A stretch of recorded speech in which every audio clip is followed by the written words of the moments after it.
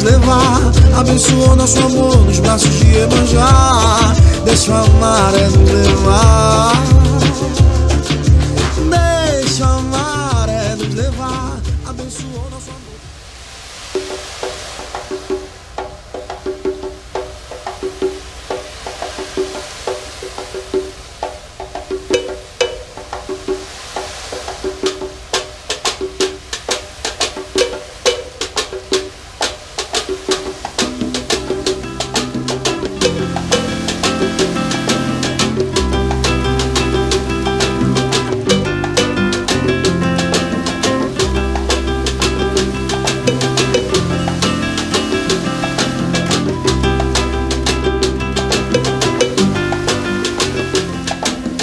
Eu sei, parece besteira, a gente não se importou.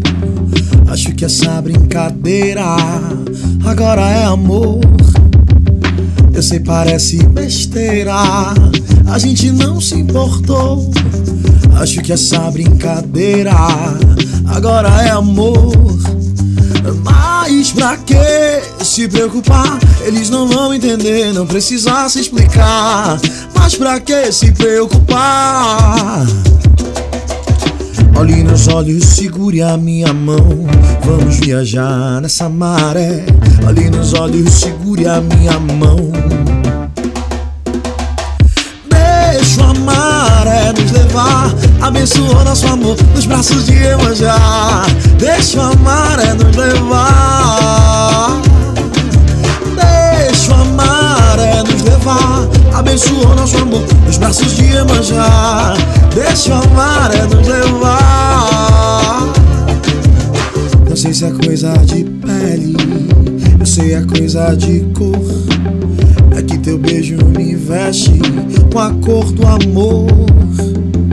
Eu sei é coisa de pele, eu sei é coisa de cor. É que teu beijo me veste com a cor do amor. A gente bem que podia fugir desse lugar, fazer o mundo só nosso pra gente morar. Mas pensando bem, vamos ficar e ensinar pra todo mundo que é o amor. Porque nós somos força e é como as ondas do mar. E nem adianta tentar nos parar. Nosso amor é força e é como as ondas do mar. E não adianta tentar nos parar. Deixa a maré nos levar. Abençoa nosso amor nos braços de Iemanjá. Deixa a maré nos levar. Deixa a maré nos levar. Abençoa nosso amor nos braços de Iemanjá. Deixa a maré nos levar. Deixa a maré nos levar. Abençoa nosso amor nos braços de Iemanjá. Deixa a maré nos levar. Deixa a maré nos levar. Abençoa nosso amor nos braços de Iemanjá. Deixa a maré nos levar. Deixa a maré levar. Deixa a maré levar. Deixa a maré levar. Deixa a maré levar. Deixa a maré levar.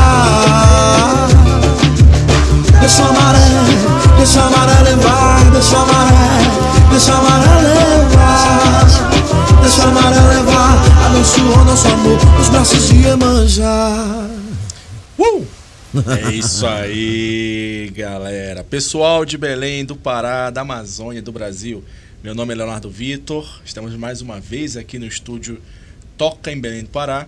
À minha frente a nossa diretora Paola Bernardino. Atrás de mim o nosso diretor musical Leandro Sena. Xavier Sena. Estamos mais aqui uma vez no episódio do Pod Toca. E um episódio, porra, como a gente estava falando agora, né? O universo conspira a favor de nós.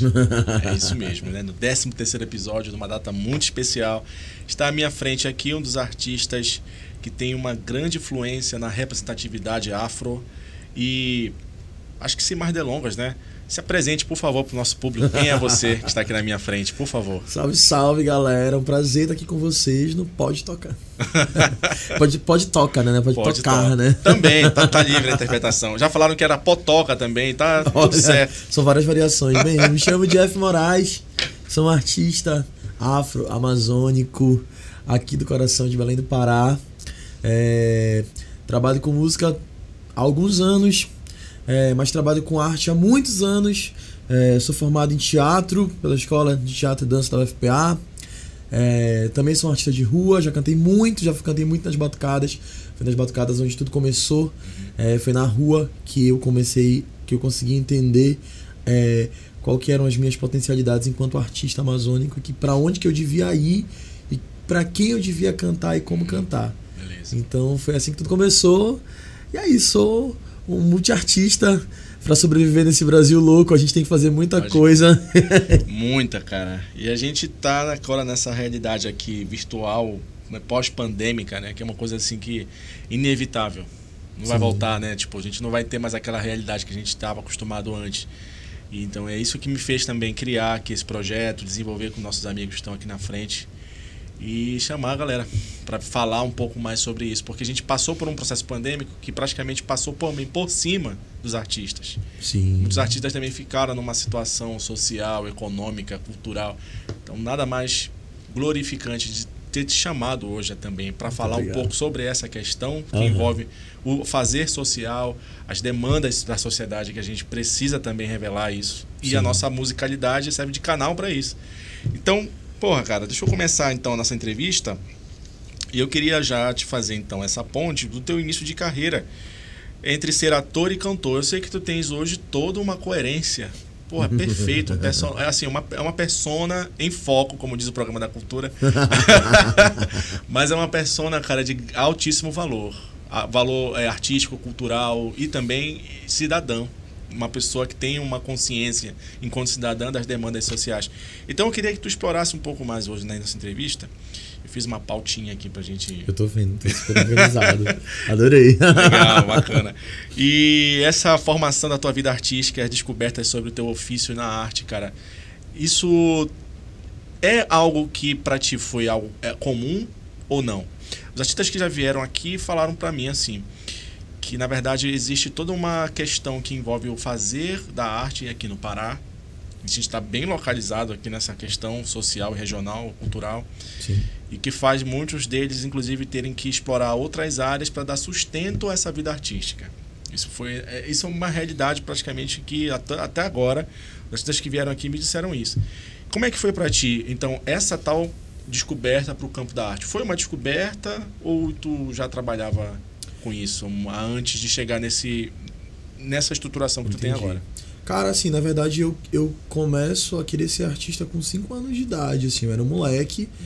E aí eu fui na Praça da República assistir, meu time me levou na Praça da República ali domingo, tinha um espetáculo de teatro acontecendo no anfiteatro. Quando eu vi aquilo, eu comecei a falar que eu queria ser artista desde muito criança, assim. Eu falei, não, quando eu crescer eu quero ser artista, eu quero ser ator. Eu nunca imaginei que eu ia ser cantor, mas eu queria ser ator, assim. Eu falava, não, preciso ser ator quando eu crescer. E aí logo a gente bate, né, em várias coisas, porque imagina, eu era um menino oriundo da periferia. Sim. Um moleque preto da periferia que não se via na televisão, não se via nos lugares, nas mídias, eu não me enxergava, eu não conseguia perceber, tipo, eu falava assim, eu quero ser artista, mas como que eu vou chegar? Então, assim, realmente parecia ser muito impossível. Hoje, quando eu olho pra trás, eu penso assim, nossa, eu sempre achei que ia ser impossível ser artista, ser o que eu sou hoje, o que eu faço hoje. Então, eu lembro que durante a minha adolescência eu sempre fui muito envolvido dentro da escola, aonde eu conseguia ver um pequeno embrião de arte, eu sempre me conectava muito. Então eu sempre na escola tentava ficar mais perto do professor de artes, mesmo que não tivesse tanto valor, né, porque nunca é muito valorizado na escola, enfim. Acho que a gente está passando por um processo de mudança mesmo na questão do ensino, da nossa base. Então durante muitos anos eu fiz muita coisa para poder ser artista, né? Eu acho que essa é uma realidade muito comum, assim, tu acabas trabalhando o dobro, o triplo para poder sustentar a tua arte. E eu continuo fazendo isso, porque eu sempre digo que eu canto para poder cantar. E aí eu vou te explicar depois no decorrer do porquê que eu canto para poder cantar, né? Hoje, nesse exato momento da minha vida, eu tô num momento muito bacana, porque eu tô conseguindo projetar muito mais o meu trabalho autoral e estou agora cantando o que eu realmente gostaria de cantar, mas foi um processo que já dura mais de 10 anos, né? Tu começou cantando mais ou menos o quê, cara? Assim, tipo... Eu comecei cantando, porque assim, eu vou te explicar como a música chegou na minha vida, que é muito importante. Eu tava no primeiro ano do ensino médio, e eu ia fazer da Prise, PSS na época, né? E aí eu me inscrevi para fazer um curso de redação no Curro Velho. Eu sou cria do Curro Velho. Poxa, e aí o que aconteceu? Quando eu cheguei para fazer o curso, eu perdi o primeiro dia de aula, era um curso muito concorrido. Então... Era muito concorrido e eu fui cortado, porque tinha uma lista de espera enorme. Se tu perdesse o primeiro dia, tu rasgava logo, né? Sim. E aí eu fui no segundo dia, eu estudava lá no IEP, na Praça da República, aí eu fui na Casa da Linguagem. Aí eu falei, poxa, moça, eu tô aqui desde de manhã, tinha ficado... Era 3 da tarde, começava a aula. Eu já tava desde meio-dia esperando começar o curso. Será que eu não posso fazer? Ela falou assim, olha, se tu quiseres fazer, tem 2 cursos. Tem um curso de canto e de desenho. Eu falei, então vou fazer desenho, porque eu gosto de desenhar. Aí no meio do caminho eu falei, não, vou fazer esse curso de canto. Se eu não gostar da primeira aula, eu posso mudar amanhã? Ela falou assim, pode. Eu falei, beleza, cara, eu entrei na primeira aula de canto e eu tô até hoje. Foi assim que eu descobri que eu podia cantar. Pode crer, cara. Foi uma descoberta, então. Foi uma descoberta pro canto, pro teatro. E o teatro chegou muito depois, porque eu fiquei ainda 3, 4 anos estudando técnica vocal. E nesse meio período, o Curro Velho precisou de um coro cênico. E aí eu fui pro Curro Velho para fazer um teste pro coro cênico e entrei na peça. E aí quando eu vi o teatro, eu falei, caramba, é isso aqui, é música, teatro, tá tudo junto, a Fundação Curro Velho, ela foi o meu útero, assim, eu fui gerado artisticamente falando lá. Porque lá eu fiz curso de canto, de teatro, eu fiz manipulação de boneco, eu fiz arte e educação, eu fiz linguagem de palhaçaria, que é clown. Eu fiz todos os cursos que hoje em dia eu coloco em prática na minha vida, eu aprendi no Curro Velho. E depois eu voltei como instrutor. E entrar lá só pra fazer um negócio e acabou fazendo todos os negócios. Que bom que eu perdi a primeira aula de redação. Hoje não sei escrever direito, mas eu sei cantar, olha aí. Ótimo. Mas é assim, cara, é assim que as coisas são feitas para a maioria das pessoas, né, cara, que querem começar no mundo da arte, assim, sempre é uma descoberta. Essa descoberta é até bom. A gente tem uma entrevista aqui, cara, que eu vou até colocar na descrição do vídeo, que é com a Inesita. Inesita, multi-instrumentista, enfim. E, cara, foi uma das melhores, eu repito, eu já disse isso num podcast aqui que a gente fez, que foi uma das melhores entrevistas que a gente fez nessa condição de formação da música, até agora. Até agora foi a melhor, porque a história dela é muito doida, cara. Tipo assim, no teu caso, tu entrou numa fundação e tu te revelou lá dentro, sabe? Tu foi aproveitando aquele espaço. No caso dela, foi um trauma. Foi um martírio. Foi assim um exercício, na verdade, de negação, porque o conservatório, olha só, 2 espaços completamente diferentes. Eu queria te perguntar, tu passaste por um conservatório, tu fizeste algum tipo de estruturação mais formal da música? Não, eu estudei na EMUFPA, depois que eu saí do Curro Velho, eu fiz algum tempo na EMUFPA, mas eu fiquei muito nas oficinas, porque assim, o que acontece, a professora, que era Jeane Daruichi, ela ficou durante muitos anos sendo professora de canto, então meio que ela conseguiu fixar uma turma e a gente ficou fazendo uma formação com ela. E de lá eu fui pra EMUFPA, fiz acho que um ano, se eu não me engano, de técnico avançado na EMUFPA. E depois, aí eu já fui pro mercado, né? Eu já fui pra noite, pros barzinhos, eu fiz durante muitos anos de barzinho. Me perguntasse que eu comecei a cantar, cara, a MPB em geral, assim, eu cantei muito tempo em barzinho. Mas foi na rua que a chave virou, assim, eu entendi. Eu cantava na estação das Docas, no Mezanino. Lá em cima, e vários bares de Belém do Pará, vixe, meu Deus do céu. Achei muito estranho aquilo ali, cara. Tu cantaste lá em cima? Muito, é horrível. Cara, que isso? Eu achava estranho. Porque como é que as pessoas podem estar comendo e sabe... Como é que... Porque geralmente a dinâmica do barzinho é uma dinâmica completamente de entalpia, né? Sim. Eu toquei na noite também, que é aquela pressão da noite. Tu tá ali, tu tá tocando aqui, o Leandro aqui é baterista, ele deve saber até mais do que eu, porque ele ainda tá tocando na noite. Ganha muito dinheiro com isso, inclusive. Profissionalíssimo. O que acontece é que tu tá tocando aqui, Da minha época, eu acho que deve ser a mesma coisa pro Leandro. É a pressão do momento. Tá tocando uma música, as pessoas estão comendo, estão te olhando. Tá legal. Muda o repertório. Na hora, o cara do violão olha pra ti, olha, tira essa, põe outra. E aí tu tem que tocar, aí quando as pessoas começam a te olhar, é que tá legal. Cara, pois é, lá na estação... Como é que é? Porque na estação é estranho. Era estranho porque na minha época aquele carrinho ele não ficava parado, ele ficava andando de um lado pro outro, assim, né? Acho que o arquiteto pensou assim, vou ter uma ideia brilhante, maravilhosa, esteticamente falando é até interessante, mas pelo menos é a minha opinião, né? Eu não gostava tanto porque, assim, pra tu ir no banheiro, por exemplo, só podia ir assim 2 vezes porque tinha que parar aquele carrinho, botar uma escada enorme, era uma missão. Então, assim, era dificultoso. E as pessoas lá embaixo, elas não te davam tanta atenção, porque elas não conseguem nem ver direito o artista. Então, eu gosto muito, eu sempre falo assim, quando eu vou tocar num lugar, as pessoas estão comendo, mas assim, eu acho que é legal em algum momento que tu tenha essa troca com o público. E eu acho que lá a gente não consegue ter essa, pelo menos na minha época eu não consegui. Acho que foi em 2010 que eu toquei na Estação das Docas, né? Passaram-se muitos anos. Né? E aí eu não conseguia me conectar com o público, e eu acho isso muito estranho, porque eu realmente gosto dessa conexão, do olhar no olho, de ouvir as pessoas cantando, mas que seja a música dos outros mesmo. Acho que essa é uma energia, música, né? É vida, é fluido. Então. Fluido, né? Tem alguns artistas que saem de lá e vão tocar lá no Marujos, né? Do lado, né? Que eu acho que já é uma outra história. Eu nunca toquei no Marujos, mas eu acho que já é uma outra história. Tu já tá mais perto do público.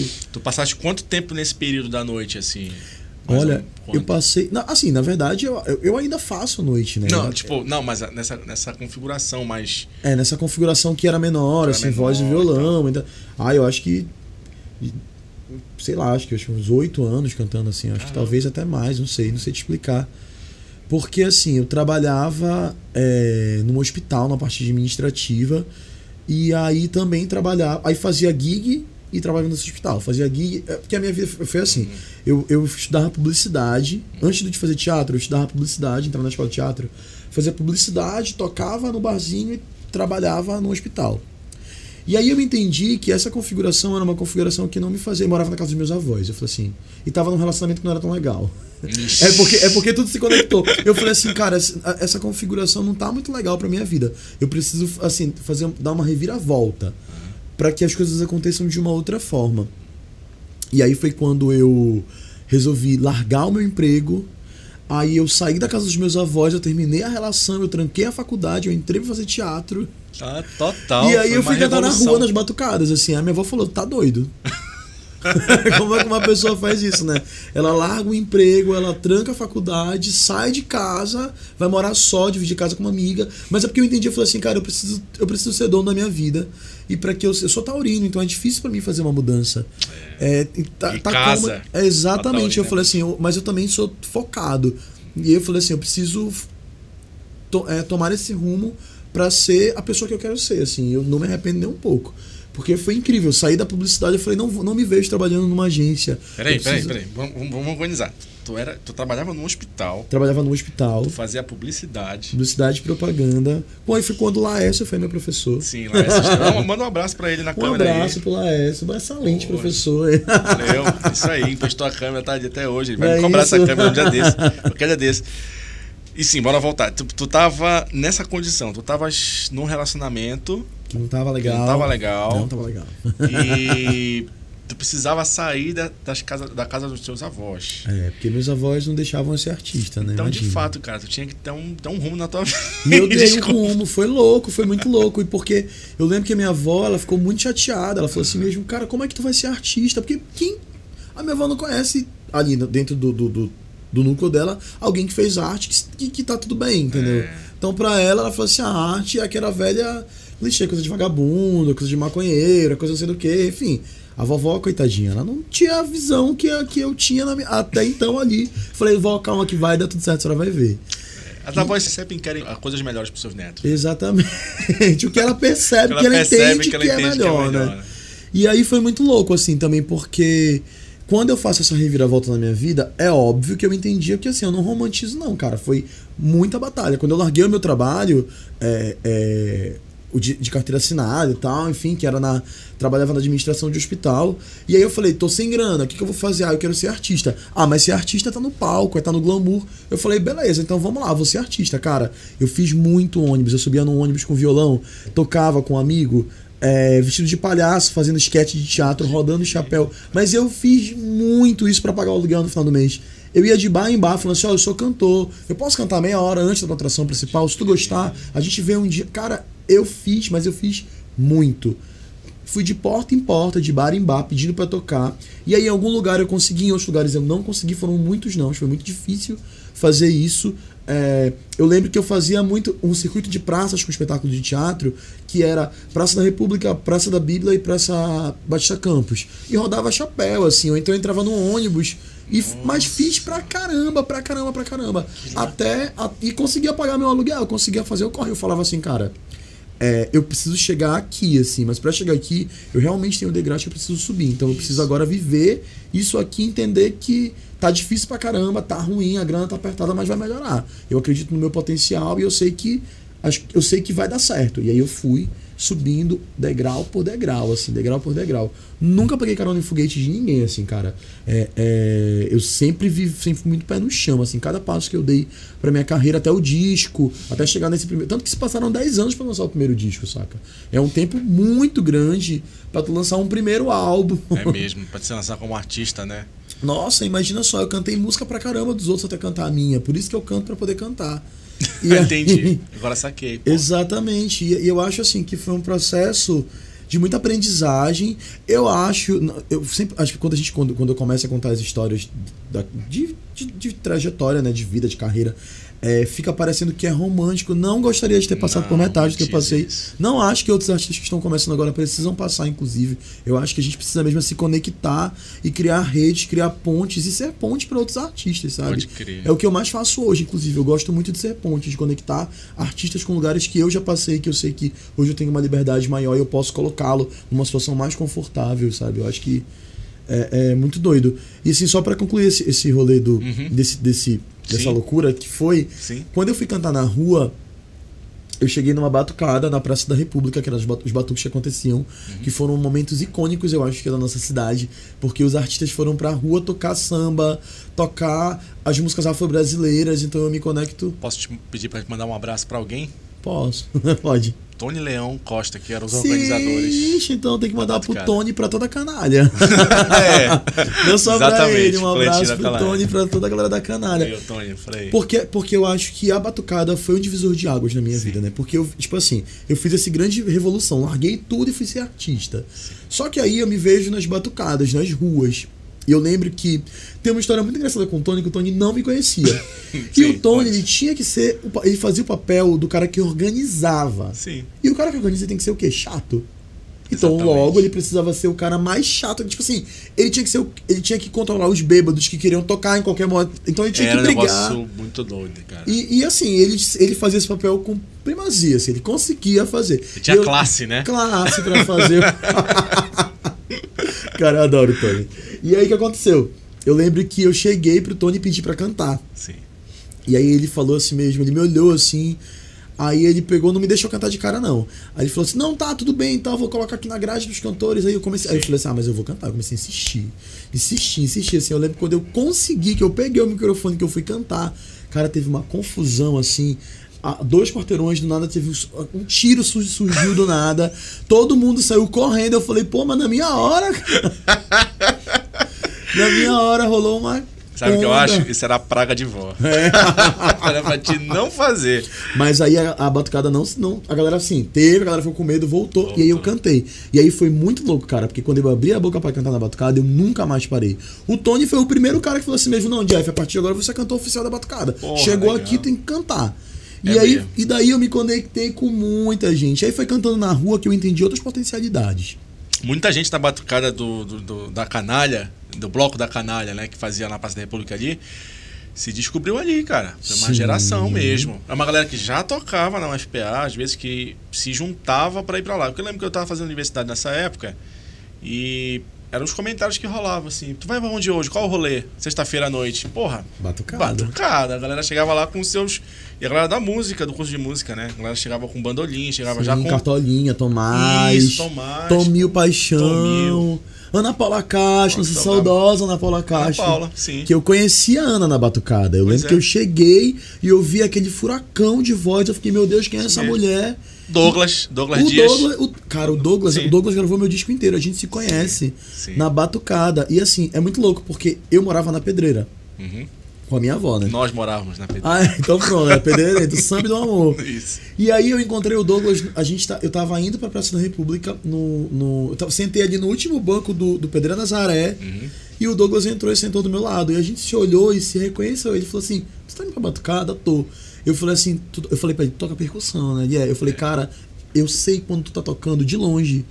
Porque o Douglas, ele tem tanta personalidade no fazer dele, que de verdade, tem 3 pessoas tocando percussão, 40 pessoas, eu falo assim, agora o Douglas começou a tocar. Ele tá tocando aquele instrumento, eu chego a ele, porque ele tem muita força ali, né? No rolê, o cara tem um axé na mão, é isso. Tem axé.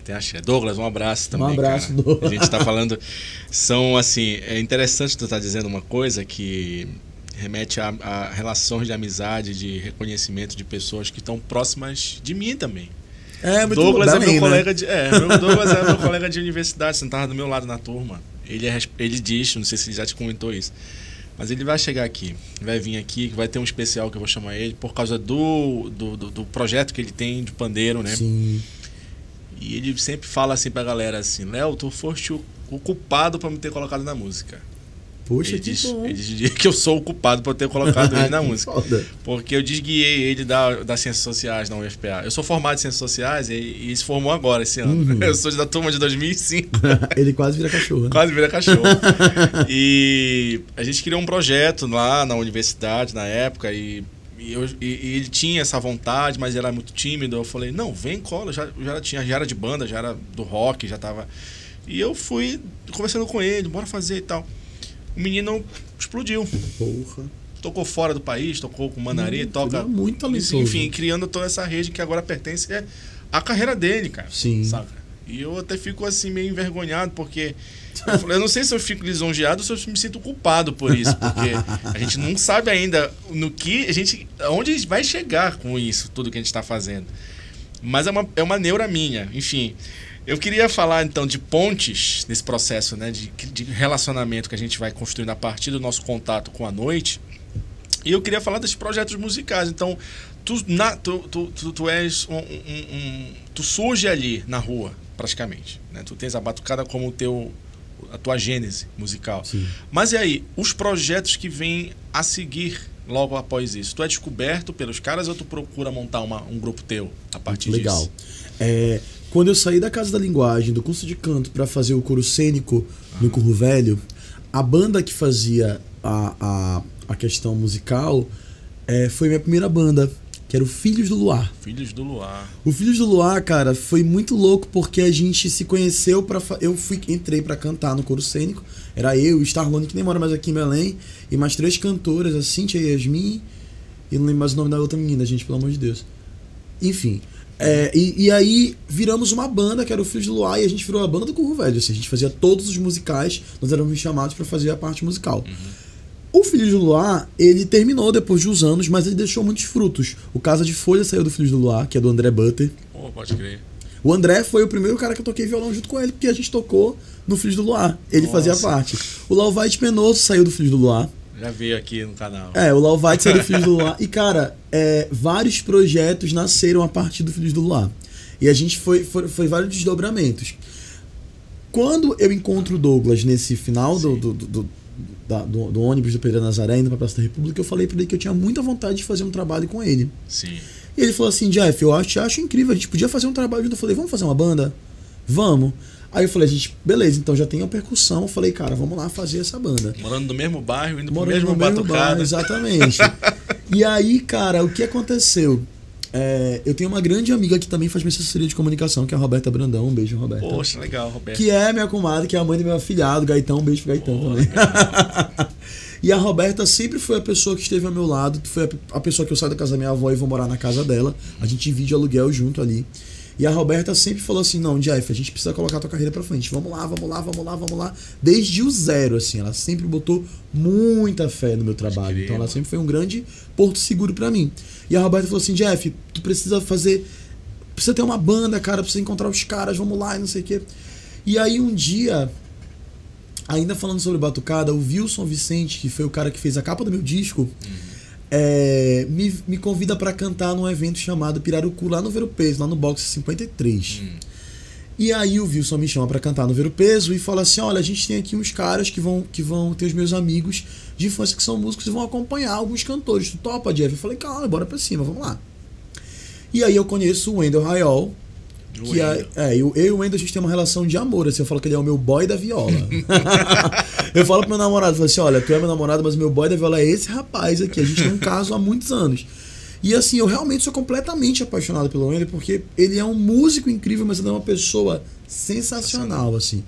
E aí, inclusive que tá com um projeto muito louco que vai lançar, que é o Esquema, que tem que conhecer depois, trazer aqui a galera do Esquema, que são foda. Beleza, tá anotado, viu? E aí, o que aconteceu? Quando eu conheci o Wendel, eu lembro que eu falei assim, Wendel, eu queria cantar uns ritmos afro-brasileiros, Ijexá, Foché, eu já tava nesse rolê de querer me conectar mais com a ancestralidade, mas ainda pesquisando muitos artistas que queriam me servir de referência, e o Wendel pegou o violão e falou assim, porra, logo de cara a gente sabe que ritmos afro-brasileiros tem a percussão como principal protagonista. Isso. Ele pegou o violão dele, ele foi estudar o violão, ele fez uma pesquisa de um bate-papo de mesa de bar, assim, que eu falei assim, eu falei, pô, esse cara é diferenciado. Eu tomei uma cerveja com ele, falei que eu queria cantar um tal ritmo, ele foi estudar sobre. Pode crer. Falei, o cara tá afim de fazer. Eu falei, vamos fazer uma banda. Eu falei, tem o Douglas, tem o Wendel, e aí conheci o Ney Vitton, que era o baixista que tocou com a gente no Pirarucu. Fizemos o show do Pirarucu, por consequência o Douglas era o percussionista. E aí eu virei e falei assim, tem uma banda aqui, porra. A gente já surgiu, tá aqui, a gente tá tocando na rua, no Ver o Peso. E assim surgiu o Zimba Groove, que foi a primeira banda que as músicas eram minhas. Então eu comecei a compor pro Zimba Groove. Porque o meu processo de compositor nasce a partir das minhas vivências na rua. Quando eu fui tocar na rua, eu falei que a primeira música que a gente tocou, que a gente compôs, eu acho que era Rainha do Batuque, que foi a partir das vivências do Batuque. E aí, cara, o Zimba Groove foi uma grande escola. Eu amo ter passado pelo Zimba Groove. Pô, só com gente pequena, pra não dizer o contrário, né? Assim, Douglas Dias, o Wendel, era só essa galera, né? Exatamente. E a Roberta fazendo assessoria e produção. Depois entrou a Issa, que era uma outra amiga nossa que trabalhava com produção, e as meninas colocaram, cara, na real, assim, elas colocaram a gente em vários lugares fodas, porque elas acreditavam muito, e a gente, assim, começamos a tocar, fazer festa, fazer rolê. E o Zimba foi uma delícia, cara. Foi um processo delicioso na minha vida. Ótimo. Assim, eu entendo que o Zimba Groove pra ti, e tu pode me dizer se eu tô errado, foi esse momento da tua redescoberta enquanto homem preto na sociedade, porque tu tens uma ligação com esses outros artistas que também estão falando disso, né, cara? Sim. É o Douglas, assim, o Douglas, eu tenho uma história dele, assim, tipo, a gente fez um projeto de pesquisa em antropologia para o NAU em São Paulo, que é o Núcleo de Antropologia Urbana da USP, tal. A gente pretencioso, né, jovens acadêmicos, mancebos, sem rumo. A gente começou a pensar, pô, vamos fazer um projeto de vamos pesquisar a música popular urbana paraense. Tá, mas aí que música? O brega. O brega já tá bem divulgado, tá bem na academia, já estavam trabalhando muito artigos sobre tecnobrega, tecnomelody e tal. Aí o Douglas, porra, tem a Alvoradolfo lá, próximo da minha casa, rola um bingo lá. Que é do Sancari, né? Eu morava do lado da Alvoradolfo, morava na Marquesa. Na Marquesa ali. E eu fui lá com ele, cara. A gente pegou um bonde, foi lá, descemos lá no bingo e conversei com o pessoal do Sancari, Cizico lá, mestre Cizico, né? Aí, lá no alto de uma casa, ele falou assim, vamos lá com a dona. Dona Nete. Aí eu subi lá, senhora sentada, olha, essa aqui que é a compositora do Sancari, ela faz umas letras aí também, compõe. Vamos entrevistar ela pro trabalho de pesquisa, pro TCC, né? O pessoal chama hoje. Isso era literalmente para isso. E aí eu cheguei lá, a gente conversou, gravamos, ela deu uma entrevista e tal. anotamos tudinho e levamos para o NAU em São Paulo. Foi o primeiro trabalho de pesquisa sobre o carimbó urbano. Que coisa incrível. É usado até como referência hoje aí, galera. Que coisa na incrível. universidade, o pessoal trabalha. Eu não sei o que deu na minha cabeça, que eu não sou etnomusicólogo. Eu fui Pode crer. eu tô pensando nisso. Aí, Já tem assim, tempo, né? essas descobertas são importantes, porque deu um start também, assim como talvez, aí tu vai me dizer se isso corroborou. Mas pra mim deu um start muito foda depois que eu saí de lá, em relação a meu cuidado, meu respeito pelo legado da cultura amazônica paraense nesse aspecto.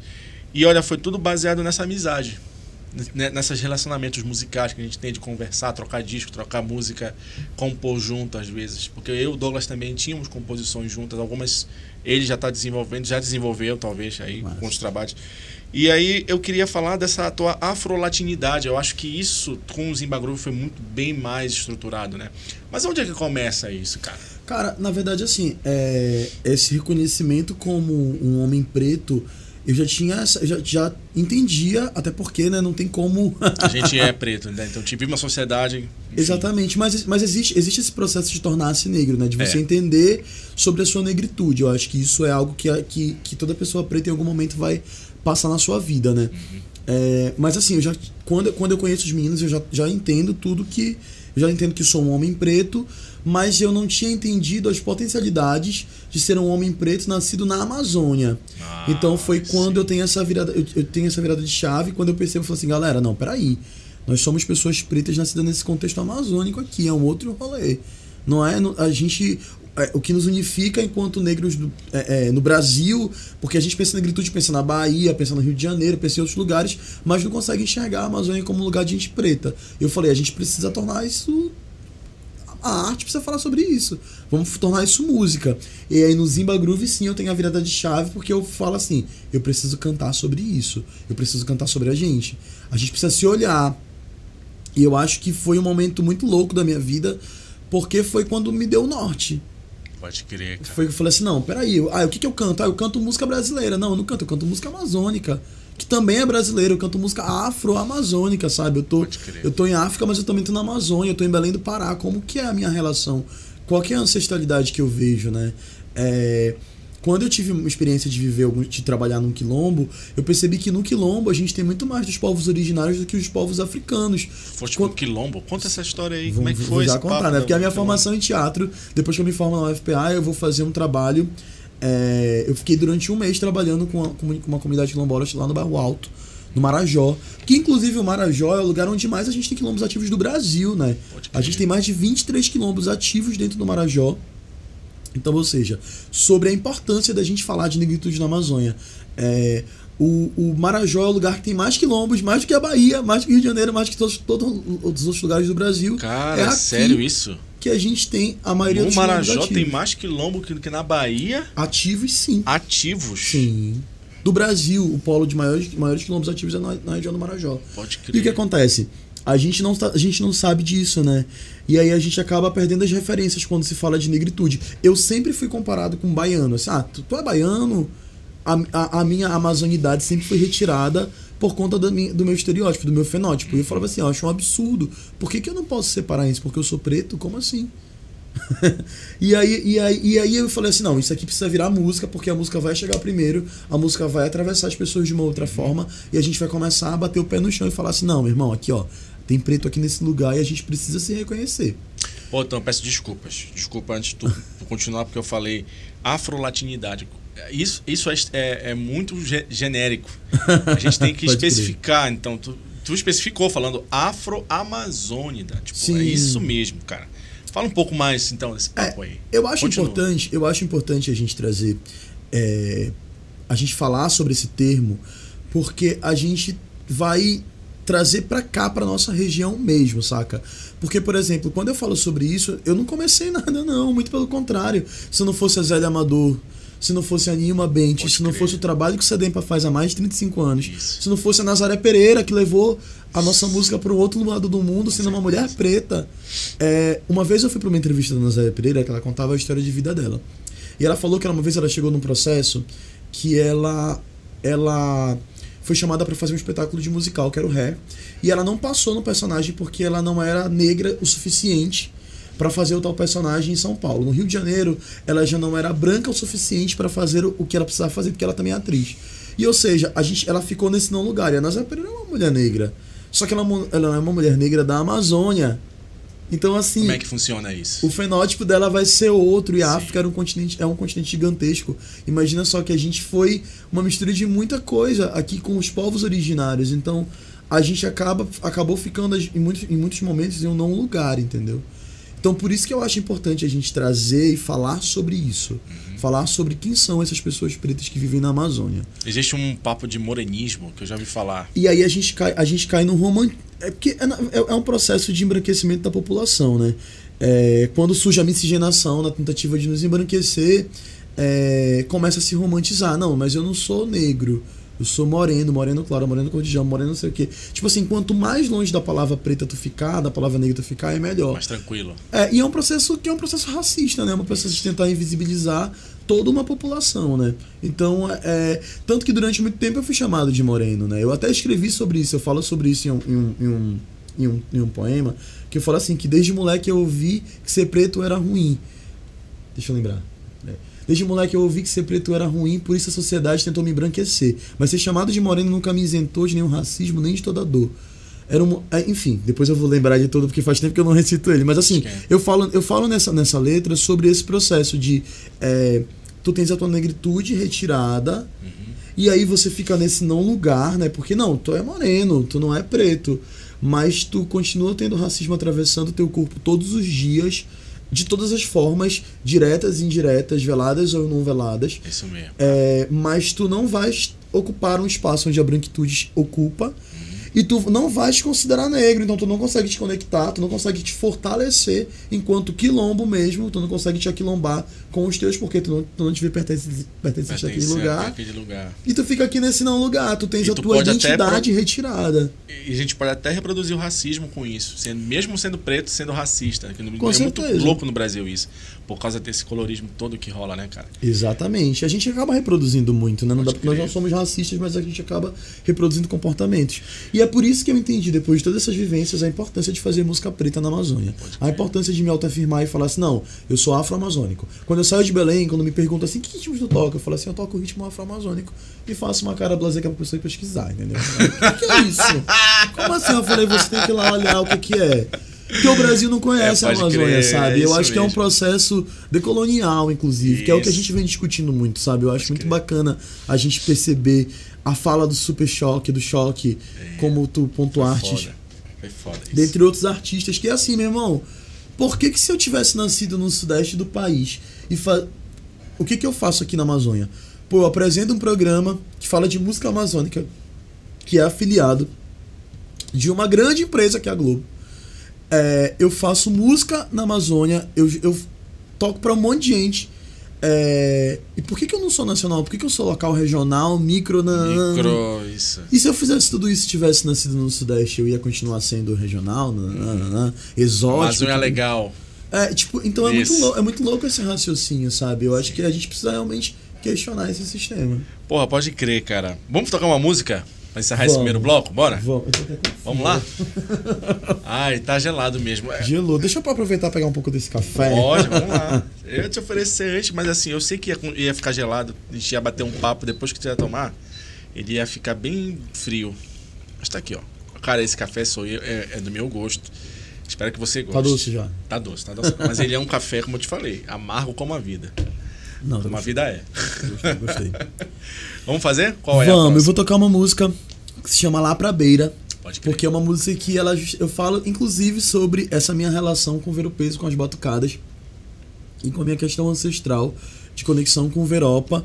Eu falo sobre cronologia, sobre maré encher e maré secar, que eu acho que é uma feira que nunca dorme, mas para além disso, né, é vida. Eu acho que o Ver-o-Peso é um lugar de muita vida, de muita potencialidade, que me serve muito de inspiração. Então eu compus essa música nesse intuito de falar assim, a paraense adora uma beira, né? Bora lá pra beira da UFPA, bora lá pra beira do Já foi muito. Pois e aí eu resolvi compor essa música justamente por isso.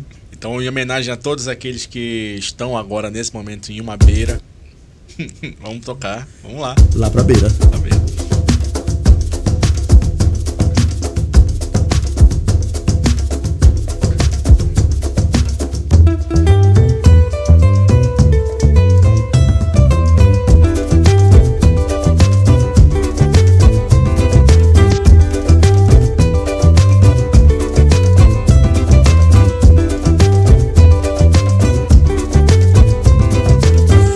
uma breja gelada na beira, vai que som começa a tocar. O tambor que esquenta na roda, pra galera então se animar. Pôr do sol pitiu, maré cheia, Veropa pegando fogo, já é sexta-feira.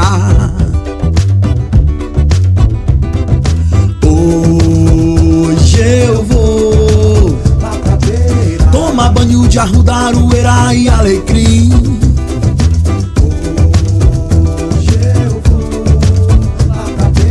Ver o chão pega fogo, o tambor ecoando na roda de carimbó.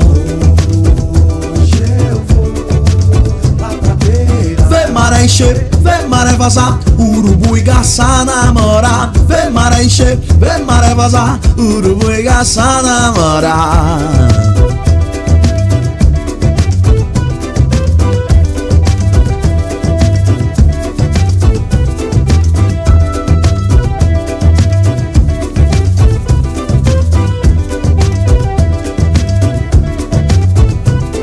Vê o close e não vê o corre, eu nado na contramão, que o bagulho não tá fácil, todo dia é um leão. Beijo, moço e sigo, cabeça erguida, sobre as bênçãos da minha mãe. Corpo fechado é garantia, banho de folha é proteção. Hoje eu vou lá pra beira, toma banho de arrudaroeira e alecrim,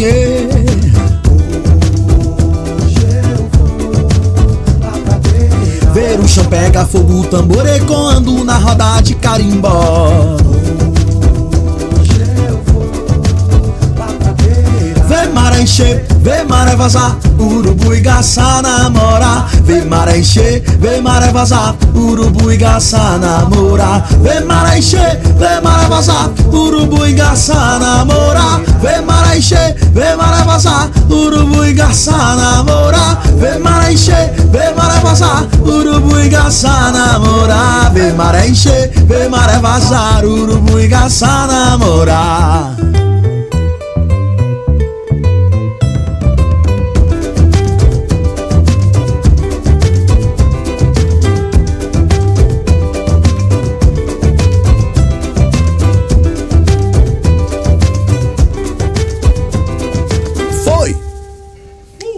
Fechamos aí o primeiro bloco da entrevista com Jeff Moraes aqui no Pod Toca em Belém do Pará. Eu queria também aproveitar que agora a gente estava falando do processo de formação tua enquanto artista e eu vi o teu release, tu mandou um release belíssimo, cheio de informação. Cara, é muito bom quando a gente consegue ter um release desse. A Paula também ficou encantada com o teu release, nossa diretora aqui. E eu queria te fazer logo essa pergunta, cara, que tá no teu release e eu fiquei muito curioso para saber o que significa isso. O que seria ser artista, o que é, na verdade, artista multimídia? O que representa isso? Cara, então, eu entendo que ser um artista multimídia é entender as diversas linguagens que a gente está inserido hoje. Sim. Por exemplo, eu procuro usar as minhas redes sociais como uma forma de me comunicar da melhor forma com o meu público. Bacana. Então eu entendo que me tornei um apresentador de televisão. Pra mim isso faz parte de ser um artista multimídia. Uhum. Eu acho que usar tudo que a gente tem de mídia e de comunicação ao nosso favor. Eu acho que, imagina, a gente está em Belém do Pará, a gente sabe as dificuldades que a gente tem de se comunicar com o resto do mundo por uma questão geográfica e por uma questão de xenofobia mesmo. A gente sabe como é que funciona o resto do Brasil que não conhece a Amazônia, como a gente estava falando. Então eu entendi que eu precisava, entender outras linguagens para além da música. Porque eu acho que a gente que é artista também, a gente às vezes gosta de ficar muito na parte mais deliciosa, que é o processo muito romântico de composição, de a minha música, a minha ideia, mas como que eu preciso fazer para essa música chegar naquela pessoa, ou para o meu discurso que está dentro dessa música chegar em determinado lugar. Eu falei, eu preciso entender, eu preciso me comunicar de outra forma, eu preciso me comunicar através do meu corpo, da maquiagem que eu uso, do turbante que eu uso, da cor da roupa que eu vou usar. E aí eu fui beber na publicidade que eu estudei e resolvi trazer pra música. Então eu sempre penso muito em tudo que eu vou fazer. Então quando eu subo com um determinado figurino no show, eu quero que aquilo seja marca, faça parte do meu marketing pessoal. O delineado que eu faço, eu quero que esteja presente. O meu dread, o meu turbante, é óbvio que eu também não fico louco, isso não é uma pira, mas assim, eu desde quando eu, por exemplo, eu gosto muito de turbante, quando eu comecei a usar turbante, que as pessoas não me conheciam em Belém, eu lembro assim, não sabiam quem era o Jeff, mas aqui no turbante, tá, pode crer, pô, o cara preto, toca pra caramba, não sei o que. Então assim, eu comecei a entender tudo isso, e aí, quem me deu esse termo, artista multimídia, foi até a Vivi, que foi uma professora, vocês conhecem a Viviane Mena, que foi uma professora de publicidade, e ela falou assim, tu tem que ser um artista multimídia. Na FAP, né? Na FAP, exatamente. Sim. Foi a Vivi que me deu esse termo, por isso que eu falei assim, então... Ela foi diretora do curso de comunicação. Foi diretora do curso de comunicação, e eu bebi essas informações que ela me passou, eu falei, cara, eu vou colocar isso em prática, é isso mesmo. Pode crer, cara. Olha, assim, multimídia é um negócio muito doido, né, cara? Porque envolve quantas linguagens dentro dessa multimídia? O áudio e o visual juntos, o audiovisual também. O áudio, o visual, o audiovisual. Exatamente. E tem as incursões, assim, tipo, tu atua no teatro, mas tu também, por exemplo, o teatro, a TV é uma multimídia, é uma mídia, né? O teatro não é, mas a TV é uma mídia. O clipe é uma mídia. Sim. Né? As redes sociais são uma mídia. Sim. Então, assim, ser multimídia é estar produzindo em todos com essas ferramentas todas Sim. na mão, assim, saca? Cara, é muito doido isso. É bacana que tu tem, dentro dessa configuração de ser multimídia, um propósito, uma proposta, né, cara? Que Sim. é exatamente o bloco anterior, que é repassar, transmitir esses valores da Afro-Amazônia. Cara, e tu tem dificuldade ou facilidade de fazer isso? Entrando na segunda pergunta, que tem a ver exatamente com essas parcerias todas. Sim. Nesses lugares que tu entrou. Como é que foi a tua entrada? Eu sei, vamos logo ser bem direto em relação a isso. Uhum. E eu vou te dizer uma coisa. Eu te descobri onde? Eu vou te dizer, não foi na música. Não, foi onde? Foi na TV. Ah, pode crer. Te descobri como apresentador numa grande rede de televisão aqui no nosso estado, né? Não posso falar que a gente não é patrocinado por nenhuma outra rede de televisão. A grandiosíssima TV Liberal aqui. E estamos com um artista, posso dizer global? Você é global? É, né? Todo mundo, eu sou global. Tá na Globo. Então, cara, foi no Som do Pará em 2019 e também, acho que no Rock in Rio foi em 2018? Foi 19. 19 também, né? Esse Rock in Rio, cara, foi muito especial. Eu queria que tu contasse um pouco dessa história, que tem a ver exatamente com esses empreendimentos artísticos e projetos que tu também inclui no teu currículo, no teu release artístico, né, cara? Sim. E, pô, saindo um pouco, então, dessa esfera musical, a gente vai voltar para ela, mas eu queria falar um pouco mais sobre essa incursão que tu tens de experiência que te faz também ser percebido enquanto homem negro vivendo na Amazônia, dentro dessa realidade, entrando nessa mídia, que Perfeito. Também, vamos ser bem sinceros, né? Ela é bem difícil, né, cara? Perfeito. Eu acho que, inclusive, uma coisa conecta a outra. Quando eu entendo todos esses processos que eu passei, musical, me fizeram entender quem é o Jeff Moraes e quem é o Jefferson. Pode crer. Que existe o Jeff Moraes, a empresa. Sim. Porque eu acho que isso é muito importante pra gente que é artista, entender que nós somos uma empresa. E a gente precisa cuidar de tudo dessa empresa. Então, é aquilo que eu falei pra ti. O teu visual, a tua estética, ela tá contando uma história. Pode crer. Então, isso também é multimídia. E aí, o que acontece? Quando você se torna uma empresa... O que te trouxe a ser essa empresa? Todo esse arcabouço, o Curro Velho e a rua e não sei o quê. E aí teve um tiro, mas eu cantei as pessoas. Aí isso me fez entender quem era o Jeff. Esse homem preto que quer cantar a Amazônia, quer cantar a Afro-Amazônia e que tem as suas questões, essas ideologias. E agora esse homem vai... eu fui chamado para ir para televisão. E aí eu falei assim, meu irmão, o meu corpo é um corpo político. Então, eu já estou aqui contrariando estatística, porque eu sou um cara de mais de 30 anos que sobreviveu num país que tem uma taxa de extermínio da juventude negra absurda. Sou gay, então, num país que é extremamente homofóbico. Então, assim, já estou aqui contrariando várias estatísticas. Então, meu corpo é um corpo político. Então, eu preciso já entender. Agora, eu vou para frente de uma televisão onde não se tem tanta representatividade preta, Sim. porque a gente não tem mesmo. Em nenhum canal, né? Exatamente. Então, quando eu fui convidado para apresentar os Sons do Pará de 2018, eu fiquei muito lisonjeado. Minha formação é em teatro e eu sou eu sou artista. E aí me chamaram e falaram assim mesmo, Jeff, a gente quer te fazer um convite, tu toparias apresentar um programa de TV? Eu falei, claro. Sabe? Sei, ixi. Claro que eu não sabia. Na hora, né? Porque eu falei, gente, como que apresenta um programa de televisão? Qual é a minha... Eu não sou formado em jornalismo, assim, eu não sei como que é. Mas tem uma coisa que eu sei, me comunicar. Então, se me chamaram, porque viram alguma coisa aqui em mim que eu preciso só... Agora eu vou sugar esses profissionais e vamos lá. E o primeiro Sons do Pará foi o Sons do Pará 50 anos do Brega. Então, já foi incrível pra mim, porque assim, eu sempre tive uma vivência na cultura popular. Sim. Então, eu a vida inteira fui pros festivais de carimbó de todos os lugares do estado. Eu conheço muitos mestres, de ir na casa desses mestres. Pode assim. crer. Pra ter uma ideia, o primeiro congresso de carimbó do mundo que aconteceu, eu tava apresentando um espetáculo de teatro que contava a história do Chico Braga. Então, assim, eu sempre tive esse contato com a cultura popular. Então isso já me fazia me sentir muito amazônico, muito pertencedor da nossa cultura. Mas eu não conhecia tanto o Brega, apesar de vir da periferia, eu ouvi muito. E aí no Sons do Pará 50 anos do Brega, eu pude conviver com os caras que fizeram a parada. Aí eu falei, mano, olha isso aqui. Tu tava na frente de... Tanto que eu fiz um show, 50 anos do Brega, que eu cantava do Brega romântico até o Tecnobrega. Aí eu descobri a história do Brega pelas minúcias, sabe? Pela ótica das divas do Brega. E aí eu já fiquei louco, eu já fiquei assim, porra, peraí, isso aqui é muito doido. E eu preciso conhecer mais desse universo, mais dessas pessoas. Não, peraí, tu falou das divas do Brega. Posso fazer uma pergunta? Das divas do Brega? Cara, existe essa... Dentro do currículo, dentro do meio do Brega, desse currículo todo, né, que a gente está falando, existe uma necessidade dessas cantoras se colocarem nessa condição de estarem dentro desse grupo chamado Divas do Brega? Porque, assim, a ideia que tu falou das Divas do Brega, né, isso pra mim é aparentemente, isso parece que é uma jogada de marketing. Sim. Ou realmente isso corrobora com uma união delas ali, de estarem com o propósito de fincar uma bandeira para dizer agora são as mulheres que estão fazendo o Brega.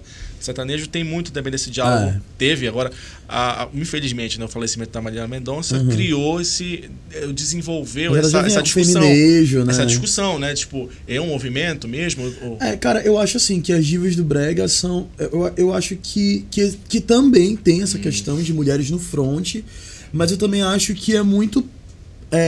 como uma forma de fortalecer o movimento mesmo, sabe? Legal. Porque, enfim, como a gente tem esse processo de que, por exemplo, na década de 90, quando o Brega tava no auge, que o axé chega em Belém, o axé pega o Brega e joga longe. Assim, não. É mesmo. Agora é o axé music. E aí eu preciso... E aí o Brega, que era o Brega romântico, virou o Brega pop pra conseguir voltar pra estar na frente. E a gente sempre brigando com alguma coisa que vem de fora, porque a gente cai naquela mesmice, que é, o que é bom vem de fora. Então, assim, as divas do Brega surgem como uma forma de dizer, somos divas do Brega, me respeita, vamos lá, aceita meu amor, Valéria Paiva. E a Vivi... Então, assim, a galera começa... São formas de ressurgir com mais força. Eu acho que elas nascem a partir disso. É a minha visão também. E aí, assim... Pra chegar até o especial lá da TV Liberal, foi todo esse contato, essa relação que elas têm entre elas, inclusive, né? Sim. Eu achei bacana. Isso é mostrado no vídeo, cara, sabe? Dá pra ver foi no gasômetro que vocês gravaram, né? Porque agora feito. O último foi Divas do Brega, o tema do Sons do Pará, que foi só de mulheres. Sim, e eu achei interessantíssima essa relação que tem. Pra mim, uma grande diva do Brega, cara, que puxou, pelo menos na minha geração mesmo, foi a Joelma, não tem jeito, cara. A diva do Brega é a Joelma. Só que, claro, hoje, se você for falar isso pra uma adolescente de 15, 19 anos, ela vai me dar uma porrada, né? Porque tem Viviane Batidão, são as divas que elas conhecem, né? Que vão pra aparelhagem, que cantam, que tem os estourados. Eu acho que cada uma teve o seu momento, assim. Acho que cada uma teve tem o seu espaço mesmo, assim, sabe? Tipo, eu acho a Ellen Patrícia fantástica, com uma voz incrível. A Valéria Paiva, cara, a Valéria era incrível. Ela grava todas as vozes. Ela que grava, ela que faz a mix e a master da voz dela. Ela me falou isso, eu fiquei passado. Eu falei, Valéria, porque ela abre muita voz. Ela fala, Jeff, eu entro, eu coloco assim, 20 vozes. Eu abro, e eu faço assim, todo mundo embora do estúdio, eu faço. Eu falei, pode crer. Tipo, mano, a mana, ela não é. Ela só não vai ali. Meu amor. Aceita, meu amor, que ela é foda. Pode crer. E é isso, assim. E foi muito legal, porque eu pude conhecer todos esses artistas que não faziam parte da minha linhagem musical até então, no Sons do Pará. E aí o artista Jeff Moraes começa a entender que agora ele é apresentador. E aí sobre o rolê de ser multimídia, eu falei, não, meu irmão, agora eu fui pro vídeo e eu preciso entender como que eu falo. Aí eu falei, cara, se tem uma coisa que eu gosto quando eu vejo na televisão, é quando eu percebo, quando eu me reconheço na forma que o cara tá falando. Eu não sou jornalista, eu falei, então se me chamaram pra cá, eles não querem que eu seja jornalista. Eu falei, então eu vou falar como eu me sinto à vontade pra falar. E eu comecei a comunicar, pegar os roteiros. Eu realmente tenho uma facilidade de decorar texto. Eu decoro texto muito rápido e eu tenho umas técnicas que eu fui aprendendo ao longo dos anos. Então, quando eu peguei o roteiro, eu falei assim, eu posso falar isso aqui do meu jeito? Aí o diretor falou, fala. Eu falei, então, tranquilo. Aí eu comecei falar. E aí fluiu, assim, eles gostaram. Funcionou. E aí, o que a galera falava muito? Assim, nossa, é diferente, porque eu apresentei com a Naemi, o primeiro Sons do Pará. Sim. Que era Nana Reis, agora é Naemi. E aí eles falavam assim, nossa, é muito diferente ver vocês dois no palco, porque a gente estava muito acostumado com a linguagem jornalística dos jornalistas da Globo, da TV Liberal, enfim. Porque eles têm todo um padrão jornalístico do Globo. Padrão Globo, sim, de jornalista. E eu falei, mano, eu não vou seguir esse padrão. Porque boa noite. Porque eu falo diferente, então eu vou falar porque eu vou fazer entretenimento e não vou fazer jornalismo. Bacana. E aí eu entendi isso e falei assim, ó, vou levar o meu turbante, eu vou levar a minha roupa colorida, eu vou levar a persona que eu sou pra frente da televisão. Eu achei isso afrontoso, cara. Exatamente, porque eu acho que isso é um ato político. Isso. A minha imagem na televisão, a imagem de um homem preto usando os seus adornos que me fazem eu me sentir um rei, na televisão faz com que outras pessoas se reconheçam. Porque quando eu tinha 8 anos de idade, que eu queria ser um chiquitito, que eu escrevi uma carta pro Silvio Santos. Não acredito, foi? Eu lembro que eu falava na carta que eu não queria ser os dois personagens negros, que era a Pata e a Mosca, que era a Pata e o Mosca, os únicos personagens negros que tinham. Porque, cara, todos os outros personagens, todo mundo era órfão, mas eles são os únicos que tinham sido achados no lixão. Caraca. A música deles era a pior música. Eu falei, por que é tão ruim? Só porque eles são pretos, assim. Eu falei, não, agora, já que eu tô na televisão, eu tô tendo a oportunidade de ser referência para outras pessoas pretas, então eu quero que as pessoas me vejam como eu me sinto à vontade. Poxa, cara, parabéns. Olha, toda vez que alguém fala umas palavras boas aqui no nosso estúdio, a gente faz esse gesto, que é o que representa o nosso orgulho, sabe? Pode crer, isso sim. Nada mais do que um orgulho preto nosso aqui da Amazônia também. E você não sabe o quanto você me impactou com isso. Impactou também, com certeza, outras pessoas pretas assim na tela. Porque é incrível você quebrar esse paradigma do estereótipo de quem será, de quem é a pessoa preta. E a pessoa preta na frente da televisão embranquecida também. Sim. Isso é um grande problema. A gente vê discussões agora acontecendo com Thais Araújo. Sim. Essas discussões também com o esposo dela, o grandiosíssimo diretor agora de um filme, Lázaro Ramos, falando sobre todas essas questões. E é importante atualizar isso dentro do nosso contexto amazônico, né, cara? Muito importante. Né? Então, porra, isso me deixa muito grato, muito lisonjeado. Além disso, do que aconteceu no Som do Pará, o Rock in Rio, tu pode falar do Rock in Rio? Como é que rolou? Babados do Rock in Rio, quero saber, todos. Incrível, mas eu só preciso te falar só uma coisa que foi muito louca, porque lembra que eu falei que a minha avó ficou muito chateada quando eu larguei tudo? E aí, deu aí volta. Tem um retorno disso, porque assim, não foi a minha avó que... Porque o meu nome é Jefferson Andrique, então todo mundo me conhece como Andrique. Sim. Aí as vizinhas da minha avó foram lá falar pra ela assim, Dona Regina... A gente viu o Jeff Moraes na televisão, é o seu neto, é o Andrique, como assim? Aí, cara, aí ela ficou cheia de orgulho. E aí aquela loucura que eu fiz alguns anos atrás, de largar tudo pra ser artista, sim, ela entendeu, assim, ela virou pra mim. Eu lembro que depois do meu primeiro show no Teatro Margarete Ivazapa, que o teatro tava lotado, ela e meu avô ficaram muito orgulhosos e falaram pra mim assim, nossa, tu é um artista. Rendeu. E deu certo, foi assim, isso. Tipo, ficaram muito felizes com a minha escolha. E aí... recebo o convite para ir pro Rock in Rio.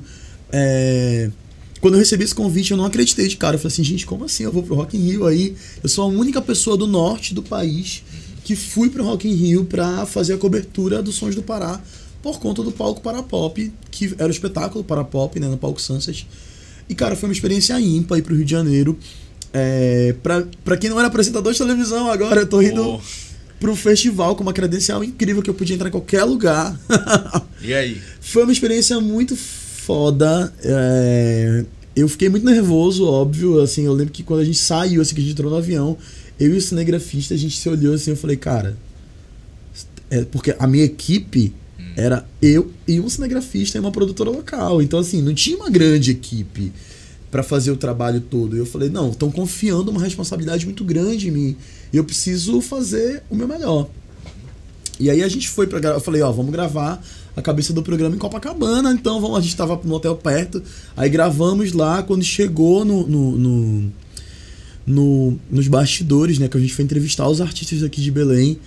Cara, foi incrível, assim. Eu acho que a Dona Nete... Foi muito delicioso entrevistar a Fafá. A Fafá, ela é uma propulsora. Ela quebrou muitos tabus. Ela foi a primeira que conseguiu chegar a nível mundial, levando a música da Amazônica. Então acho que a gente precisa dar esses louros pra ela. Ela realmente é uma grande voz. Eu acho que ela é, inclusive, uma intérprete... A Fafá canta com uma potencialidade absurda. Ela conta histórias quando ela canta, com o corpo dela, que me serve muito de inspiração. Jalu tem essa questão da música pop que ele tem com muita força na veia dele. Ele consegue explanar de forma incrível. Lucas Estrela, a mesma coisa. A Gabi, uma mulher preta da periferia que conseguiu romper fronteiras e tá onde tá, fazendo o que ela faz, porque eu acho que ela é muito incrível no que ela faz, em tudo que ela faz. Mas pra mim, assim, a rainha é a Dona Nete. Assim, não consigo não admirar. Já era fã, e depois do Rock in Rio, do meu contato direto com ela, eu já conheci ela antes da Vara Adolfo, né? Mas depois que eu vi essa mulher, assim, ela coroada ali, eu falei, gente, essa mulher, a gente precisa colocar a Dona Nete em mais lugares. Ela precisa ser muito maior do que ela é. Porque ela é uma embaixadora, né? Eu acho que ela é uma rainha da Amazônia mesmo, saca? Assim, tipo, sei lá, o Rio tinha Elza Soares, a gente tem a Dona Nete, sabe? Exatamente. E cara, isso. Perfeito isso, cara. E eu lembro que numa fala dela, assim, foi muito louco, porque eu lembro que eu fui entrevistar, porque aí ficou todas as mídias do Brasil, assim, internacionais, uma ao lado do outro, e ali os artistas do Pará, e cada um tinha seus 10 minutos de fala com eles. E eu tava lá com o meu microfone do Sons do Pará, assim, do meu lado o JN, e era rezando assim, JN, aí do outro Globoplay, assim, todo mundo, aí eu ali. Quando chegou a minha vez de falar com ela, eu sentei do lado dela pra entrevistar, ela falou uma coisa que foi linda. Ela falou assim, meu filho, deixa eu te falar uma coisa. Fez todo mundo. Ela falou assim, eu tô aqui hoje, eu vou subir nesse palco, a gente vai fazer história, eu vou cantar, mas eu só sou uma ponte pra vocês. No próximo Rock in Rio, quem tem que estar aqui cantando é tu. Aí eu aqui entrevistando ela assim, Dona Nete, e aí ela... Porque a gente tem que estar aqui pra fazer ponte, em Belém tem tanto cantor incrível, tanto artista incrível... Eu daqui a pouco eu tô só abrindo caminho pra você e batendo esse chão. Eu acho que você tem que estar aqui também. Você é um artista incrível. E o teu trabalho, e não sei o que. Aí eu já comecei a perder a concentração.